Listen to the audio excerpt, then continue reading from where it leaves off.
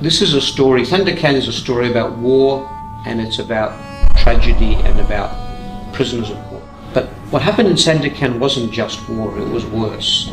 It was brutality and it was cruelty on a terrible scale.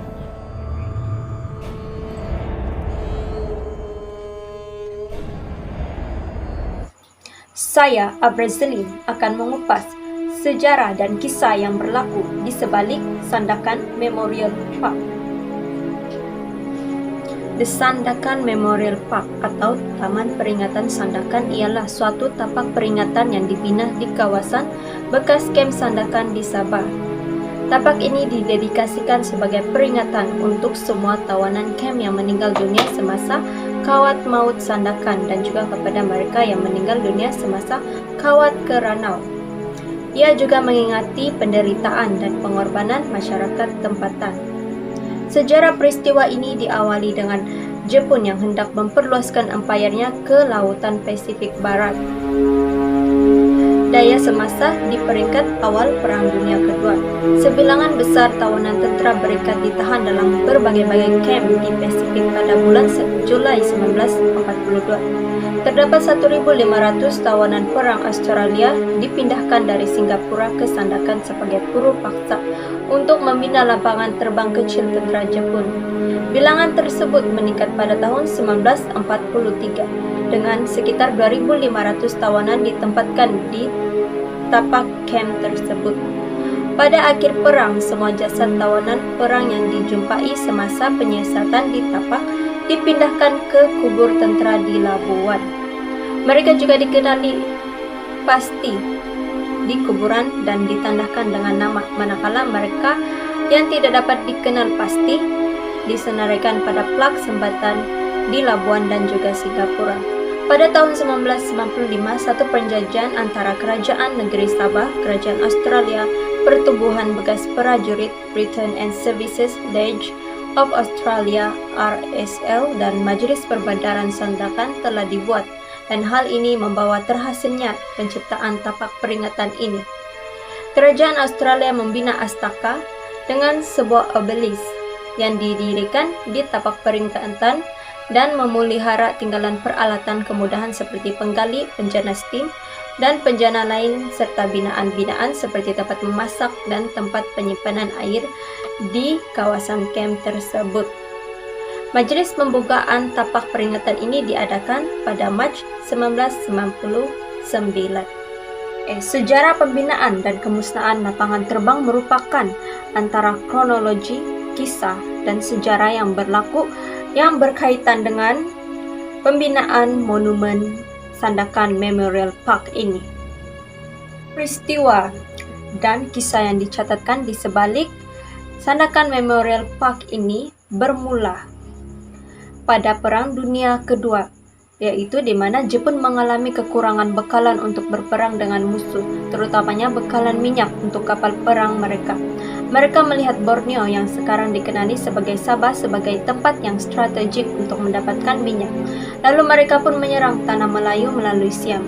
Disebabkan kekuatan tentera British pada masa itu tertumpu di tempat lain, dalam masa yang singkat Jepun berjaya menakluki tanah Melayu dan Borneo.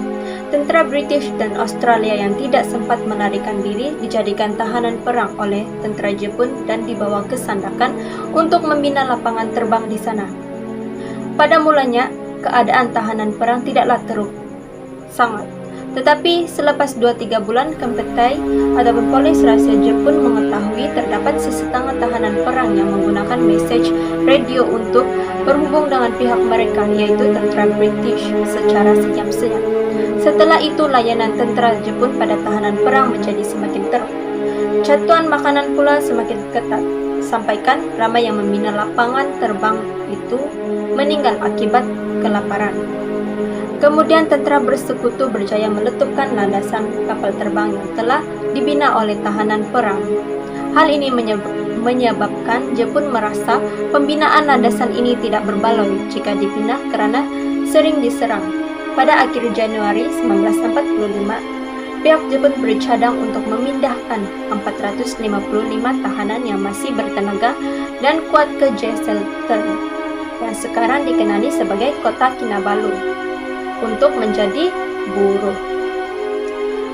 Kumpulan ataupun batch pertama ini menjalani kawat maut pertama. Untuk kawat maut pertama, tentara Jepun mengarahkan seorang ketua kampung untuk menyediakan laluan atau trek daripada Sandakan ke Kota Kinabalu.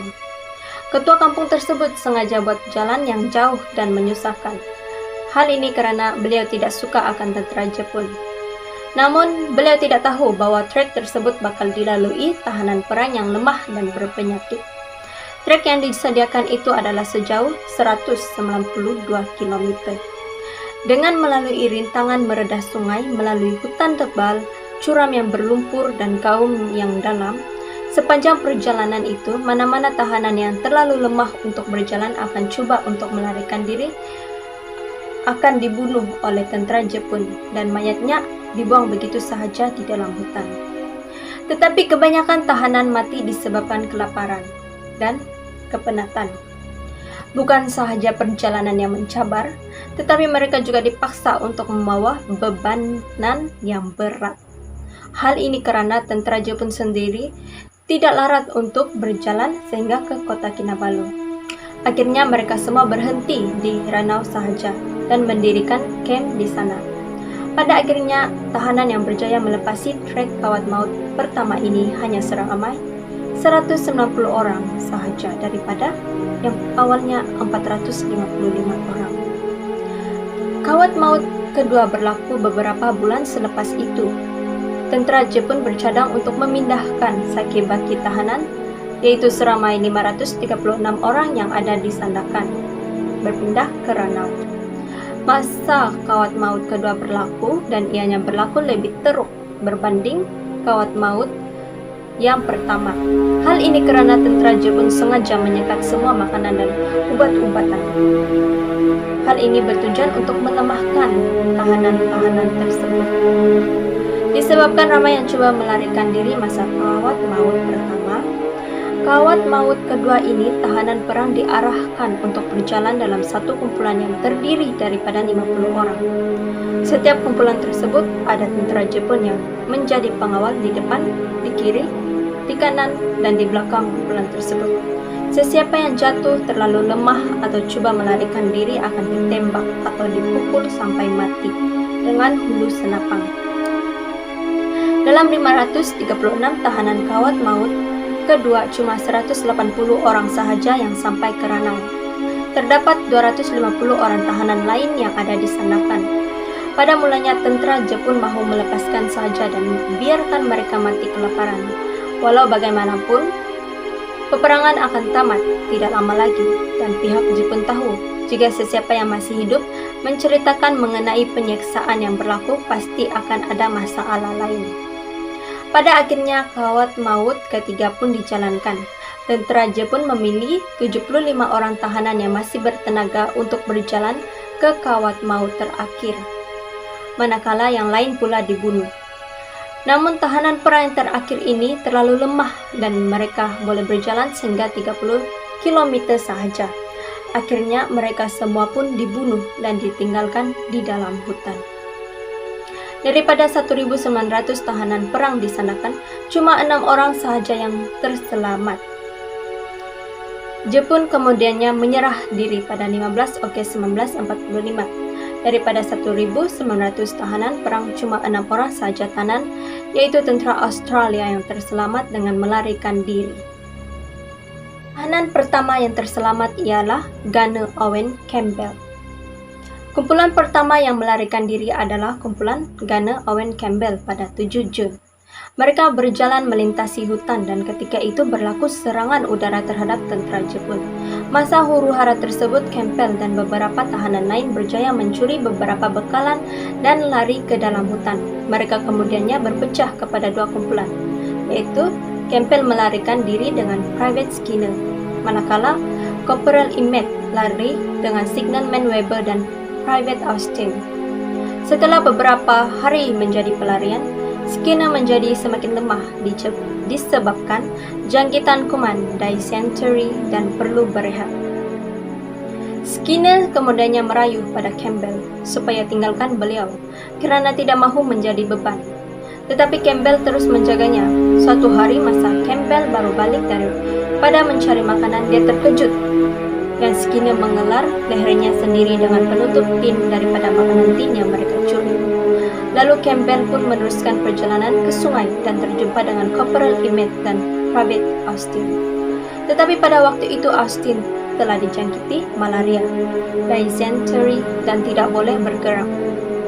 Semasa dalam perjalanan mereka, ternampak sebuah bot yang mereka sangkakan bot nelayan tempatan. Emmett dan Weber pun melambai pada bot tersebut, tetapi rupa-rupanya bot tersebut adalah peronda Jepun dan akhirnya Emmett dan Weber mati ditembak, meninggalkan Campbell dengan Austin. Selepas beberapa hari kemudian, Austin pula meninggal dunia. Campbell kemudiannya berjalan ke hutan seorang diri dan hidup dengan menangkap ikan, ketam, dan kulat yang dijumpai. Tidak lama kemudian beliau dijangkiti malaria dan berhalusinasi, sehinggalah terdapat beberapa orang penduduk tempatan yang menjumpai beliau. Campbell dirawat sementara sebelum dibawa ke kamp tentara Australia. Beliau diselamatkan dan dibawa naik ke atas kapal USS Potomac. Seorang lagi tahanan yang terselamat yaitu Bombardier Braithwaite. Beliau terselamat daripada insiden yang sama seperti Campbell, tetapi beliau mengambil jalan lain dan berseorangan. Beliau dijumpai oleh penduduk tempatan dan diselamatkan. Beliau menyatakan, "Saya cuma meminta makanan daripada mereka dan saya akan meneruskan perjalanan. Tetapi mereka kata saya tak akan berjaya, jadi mereka membawa saya dengan menggunakan bot pada waktu malam. Saya tanya mereka apa yang mereka akan buat kalau terjumpa dengan tentara Jepun di sungai, dan mereka menjawab mereka akan lawan." Selain itu, ada juga mangsa yang terselamat seperti Lance Bombardier Moxham dan Private Botterill daripada kawat maut pertama. Mereka dapat melepaskan diri dari ranau dengan dua orang lain, yaitu Private Shot dan Anderson dari kawat maut kedua. Mereka bernasib baik bila penduduk tempatan menjumpai dan menyorokkan mereka selama 40 hari untuk mengelakkan daripada ditangkap tentara Jepun. Selepas itu barulah mereka dihantar ke kamp tentara Australia. Tetapi salah seorang daripada mereka, yaitu Anderson, mati sebelum mereka sampai dihantar ke kamp tentara. Mereka menyatakan tidak usaha untuk mengubur tahanan perang yang telah meninggal oleh tentara Jepun. Tentara Jepun cuma menarik mereka sehingga 5 hingga 15 meter daripada trek, kemudian menikam atau menembak mereka. Bergantung kepada keadaan mereka, kalau mereka masih sedar dan kalau pengawal atau tentara tersebut baik, mereka akan ditembak saja. Kami tak mampu buat apa-apa, menurut Kate Botterill dalam Leiden, Fever dan Steve. Warrant Officer Stitch Pewich merupakan mangsa terakhir yang terselamat dan berjaya melepaskan diri pada 28 Julai. Warrant Officer Stitch Pewich diberi tips oleh seorang pengawal Jepun yang memberitahu bahwa mereka tak keluar daripada situ sebelum malam. Semuanya akan terbunuh. Stitch Pewich kemudiannya menyebarkan berita tersebut kepada tahanan perang yang lain, tapi hanya Private Braithwaite saja yang mahu melepaskan diri dengannya. Mereka keluar daripada kamp dan masuk ke dalam hutan sejauh yang boleh. Sampailah orang kampung menjumpai dan menjaga mereka. Braithwaite mengalami jangkitan kuman dysentery dan meninggal sehari sebelum pasukan penyelamat sampai. Terdapat juga mangsa yang tidak terselamat dan mengalami nasib yang buruk seperti Gunner Albert Neil Clary. Walaupun kebanyakan mangsa yang melarikan diri dibunuh, ada juga yang kurang bernasib baik. Gunner Albert Neil Clary adalah salah seorang daripadanya. Beliau merupakan antara yang terselamat dalam kawat maut pertama. Masa beliau coba untuk melarikan diri dengan Willie Chris, beliau telah ditangkap oleh tentara Jepun dan dibawa balik semula ke ranau, di mana kemudian beliau disiksa dengan teruk. Dia dipaksa berlutut dengan sebatang kayu di belakang lututnya, dan tentara Jepun menumbuk dan memukulnya dengan hulu senapang secara bertubi-tubi. Setiap lebih kurang setengah jam, dia dipaksa untuk berdiri yang menyebabkan kesakitan yang melampau dan darah mengalir di kakinya. Tentara Jepun menjadikan Cleary sebagai contoh siksaan kepada tahanan lain jika mereka coba untuk melarikan diri, dan mereka akan menerima hukuman yang sama. Willie Chris ditangkap balik keesokan harinya. Dia menerima nasib yang sama seperti Cleary dan dipukul sampai lewat malam. Chris berjaya melarikan diri sekali lagi pada keesokan harinya, tetapi ditangkap semula dan ditembak. Cleary terus diseksa dan lehernya diikat pada pokok. Dia mengalami kecederaan yang teruk menyebabkan dia berbaring di atas najisnya sendiri. Seksaan yang dialami oleh Cleary berlanjutan sampai 2 minggu. Cleary akhirnya meninggal dunia dalam sebuah pondok yang terletak pada kamp tersebut yang telah dibersihkan oleh kawan-kawannya. Di Ranau terdapat tugu peringatan untuknya yang dipanggil Cleary Memorial bagi mengingati kematiannya yang mengerikan. Kisah Cleary disaksikan sendiri oleh Private Botterill, antara salah seorang yang terselamat. Kawat maut itu sendiri merupakan penderaan buat mereka semua di mana mereka cuma memakai sehelai kain, membawa bebanan yang berat tanpa kasut di kawasan berbatu yang kasar dan juga dibiarkan kelaparan. Gempetai dan Beshe sangat ditakuti oleh tahanan perang. Gempetai merupakan polis rahasia untuk Jepun dan mereka memang populer dengan cara siksaan yang teruk.